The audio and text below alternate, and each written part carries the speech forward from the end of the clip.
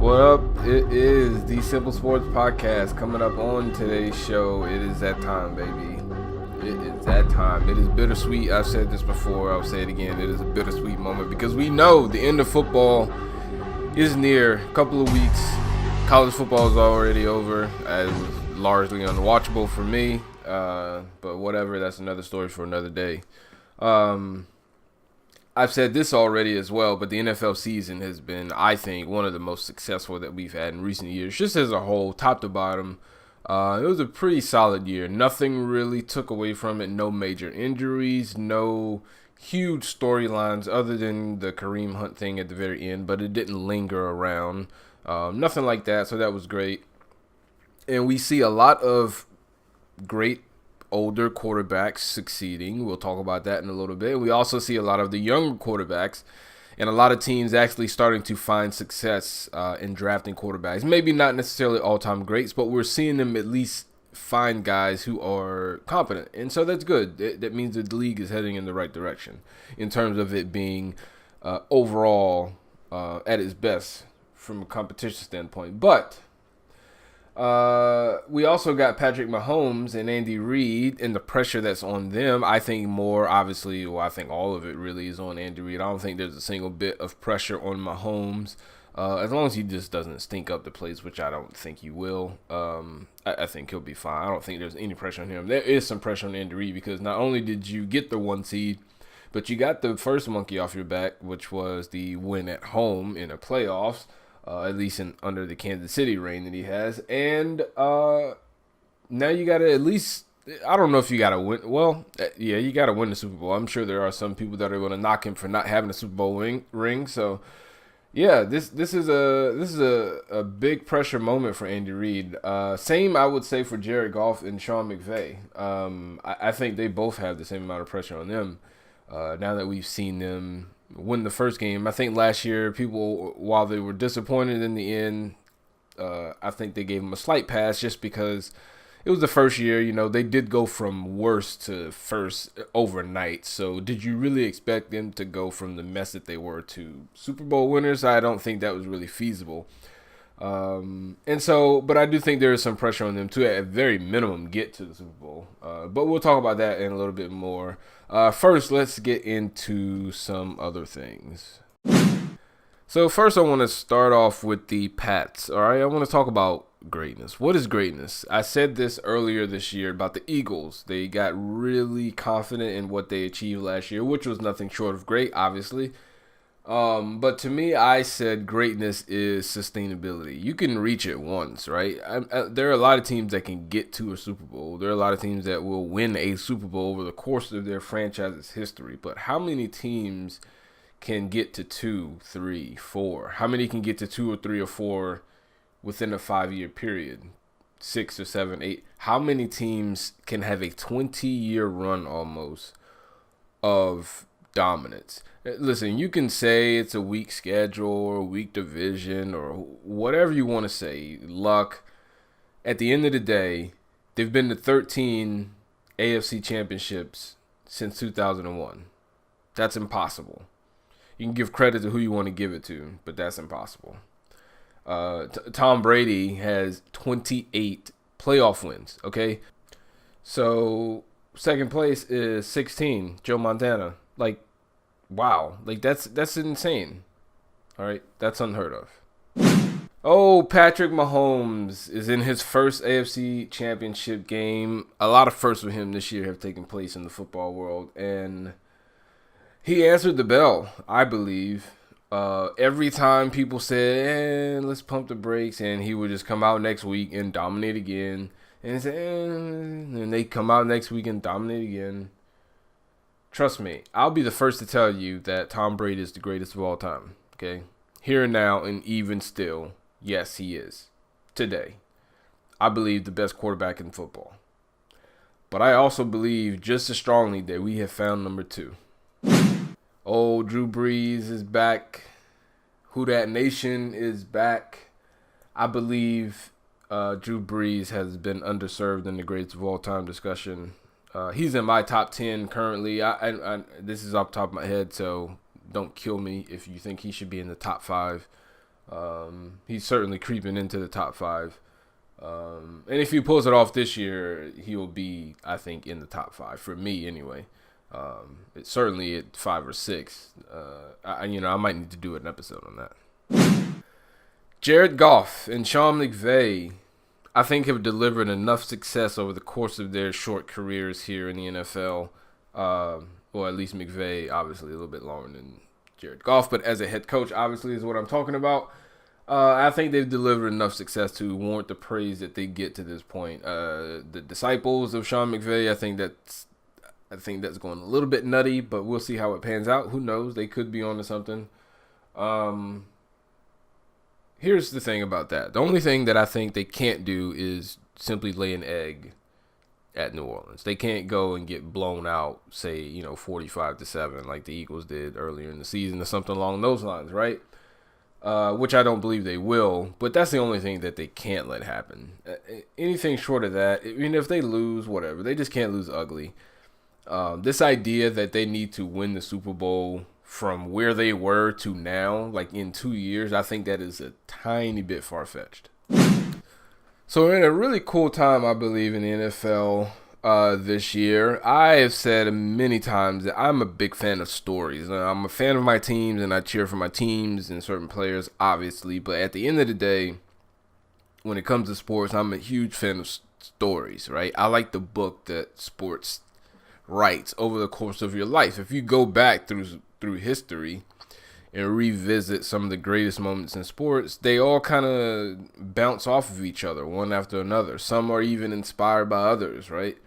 So it's fun to see. And I think right now we're set up for 2 obvious ones, right?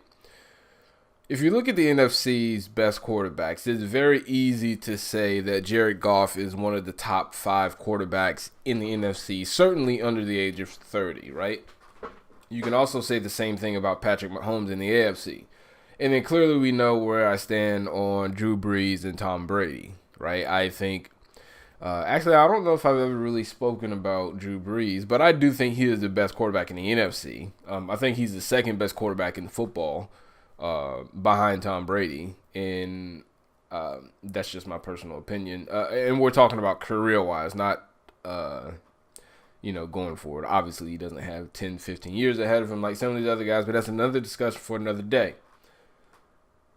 The question is it a time for a passing of the torch, sort of by both teams, by both GOATs, if you will, Drew Brees and Tom Brady?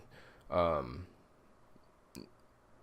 Brees is not the greatest of all time, I don't believe, but I think he warrants a spot in the hotel in which those guys stay. Let's just put it that way. Tom Brady might get the master suite or the penthouse or whatever you want to call it, but Drew Brees is on the floor below. Whatever. Will we see sort of a passing of the torch? A lot of people believe, again, like I said, Tom Brady is the GOAT. A lot of people also believe that Patrick Mahomes, right behind him now, is the best quarterback in football currently. I happen to agree. If you were to tell me, obviously, for the next 10 years, who would I rather have? Yeah, I'm going to go with Patrick Mahomes. I don't foresee Tom Brady playing to 45, 50, or maybe not 50, but 45, even 45, I think is a long shot. I'll give him another 2-3 years. 45, even 3 years is pushing it. But anyway, I'm getting way off the point. We could see Tom Brady pass the torch to Patrick Mahomes. He goes on to win the Super Bowl. And it just goes from there. Wins the MVP, life goes on. It's a picture-perfect story. The Patriots dynasty ends, and everyone is happy because the Pats lost, right? Or we could see the vet step up and say, it's not your turn yet. It's simply not your turn yet. And I think that's what's going to happen. I think it's an incredible story. Same thing in the NFC. You can make the case that, like I said, I think it's clear in the AFC who the best quarterback is aside from Tom Brady, right? In the NFC, you can make the case that aside from Drew Brees, Jared Goff is the best quarterback in the NFC, certainly in the top 5. You can say Aaron Rodgers, but Aaron Rodgers didn't even make the playoffs this year. You could say it was a lot of dysfunction, but excuse me, he is not without blame there. So, whatever. Russell Wilson is in that conversation. There's guys in that conversation. But again, all I'm saying is Jared Goff, you can put in that conversation as well. He's been in the MVP conversation, although it faded. He was in that conversation early, both this year and last year. And then you have the whole Jared Goff and Jeff Fisher thing. He almost got ruined by Jeff Fisher. Sean McVay comes along, saves the day. And then the pressure this year after falling way short last year. Again, I think it's a little bit ridiculous for people to say that, if they don't win the Super Bowl, it isn't just absolute failure. I just think for them to be where they are after where they were for 2 years or just 2 years ago, and it's not like they went from terrible to building to where they are. They went from terrible to overnight. Last year, people thought they were going to win the Super Bowl. So this idea, I think that it's going to be a failure if they don't win is ridiculous. Now, again, they can't just have a bad showing. I think that's all. All the money that they spent in free agency, they are right there. I believe it's going to be up to Goff to make a few incredible throws. Rankins is out, and so I think they're going to try to run the ball. But Drew Brees in that house is going to keep the game close. And so at the end of the day, I think it's going to come down to Jared Goff having to make a few throws. It is going to be loud in that building. And if you turn the football over in that building, especially early in the game, and give them a chance to pump the score up a bit on you, you will be going home. Okay? You will be going home. And in addition to all that, there's been some trash talk, right? Marcus Peters, you got Sean Payton, they're going back and forth talking about the gumbo thing and all that good stuff. Listen, I like it. When I played, my piddly little high school career, I used to talk trash all the time. It wasn't very good, but hey, whatever. It helped me stay in the game. And some people, that's what they need. He guesses a lot. And so it can come back to bite him. And I believe Sean Payton will find him on the football field. Michael Thomas last time they met, gave him 12 for 211 and a touchdown. So they're going to find him. Aqib Talib is back, and I think that's going to it has made so far, and I think it's going to make a huge difference in this game. I think the biggest thing for the Rams is that addition shifted some things back into the right place for the Rams on defense. And then with Sue playing last week the way he did, he had a monster game. That's going to be a problem if he can keep that up, because him and Donald can absolutely wreck your game plan if they are on the same page. But for me, at the end of the day, the matchup that's going to be exploited the most, that I don't think there's going to be a counter to or an answer to, is Alvin Kamara coming out of the backfield. There aren't a lot of teams that are able to deal with that to begin with, and I certainly don't think the Rams are going to be able to do so. I'm taking the Saints to win this one 35-31. Now, on the other side, as much as I love Patrick Mahomes, there's zero chance I pick against Tom Brady and the Patriots. I got to see him dead first. Okay? I got to see him dead first. Like a hitman, you send in the photo evidence. I don't know if you guys ever played the video game Hitman. There were times you had to kill the target and you had to send in the photo evidence. I need to see the Patriots lose before I stop betting against them. And I'm not saying that they haven't lost in the past. I get that. Okay? What I'm talking about is I need them to be gone. Bill Belichick and Tom Brady, in order for me to bet against the Patriots, they have to be out of the picture. That's what I mean, okay? And they aren't. Tom Brady last week looked at I know people say he was thinking and dunking. I don't care. And we'll get into that a little bit. But they won. They won the game. Tom Brady is unbelievable. Let me break down Tom Brady just a little bit. At 41, it is incredible that everyone is caught up in how he looks, right? It is incredible. He doesn't quite look the same, and no, he doesn't. I give you that. There's a tiny bit of drop-off, okay, let's be honest, but the guy's 41, so that is natural. It doesn't make sense for him to be athletically the same at 21, at 31, at 41. It just doesn't make sense. But it's like 1%, and that's understandable. What people are just sweeping under the rug is it doesn't matter. they're still on the doorstep of yet another Super Bowl, which, by the way, would be the third trip in a row. 4 in 5 years. Do you understand that in this era, in the salary cap era, where every team is spending the same amount of money, in the salary cap era, where every quarterback that is around his age is either done or about to be done? Big Ben is threatening to retire. We just lost, who's the guy that just retired? That was Carson Palmer retired not that long ago. Aaron Rodgers can't stay on the field. Phillip Rivers, God bless his soul. We're seeing all these guys fall left and right. And who is yet again in the AFC Championship game? Right? I don't understand. Other teams that just come and go around them, we've seen the Pittsburgh Steelers rise and fall. And they got to the AFC Championship, and everyone thought they were in Big Ben and the Killer Bees, and they didn't even make the playoffs this year. And then Ray Lewis and the Ravens were the only team that challenged him, and then Ray Lewis retired, and the Ravens have just fallen off the map. And then Peyton Manning came to the Broncos, and he saved them, and they actually beat the Patriots a couple of times. And then Peyton Manning retired, and the Broncos have done what since then? And Houston's got that great defense, and J.J. Watt and Clowney, and they can rush the passer, and Tom Brady owns them every single time he plays them in the playoffs. And who else? The Jacksonville Jaguars, and they got blitzed, and we haven't seen them since.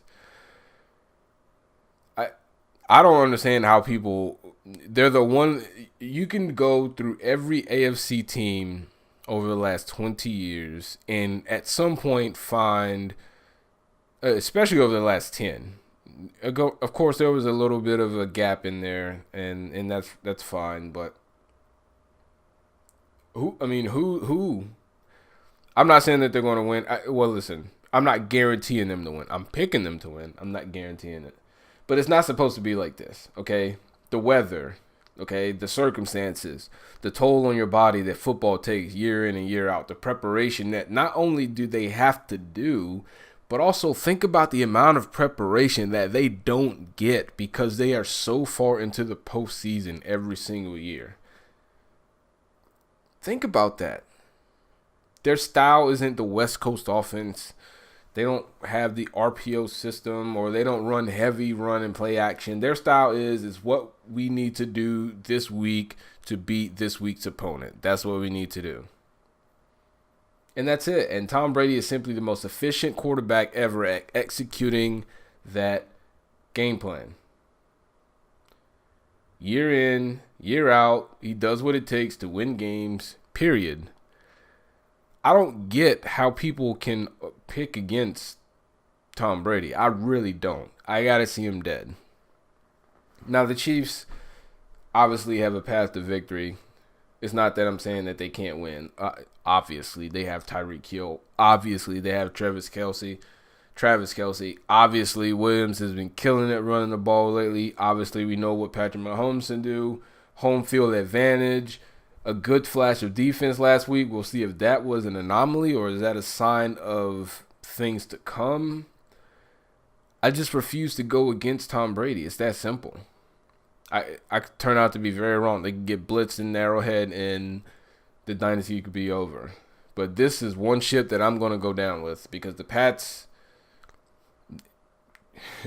I'm not betting against them. Pats went on the road, 30-28. Of course, they get a late game-winning field goal drive led once again by the great Tom Brady. All right, so that'll do it for me, folks. I am pumped for the games, as I'm sure we all are. Again, I've said this a couple of times. It is a very bittersweet moment because we do know there's only 3 games left until we got a long ways to go. Now, we do have the off-season, some things to get moved around, and obviously we'll keep up with that stuff. But 3 games, 3 important games, but just 3 games. Take it easy, folks. I'll see you next time. Peace.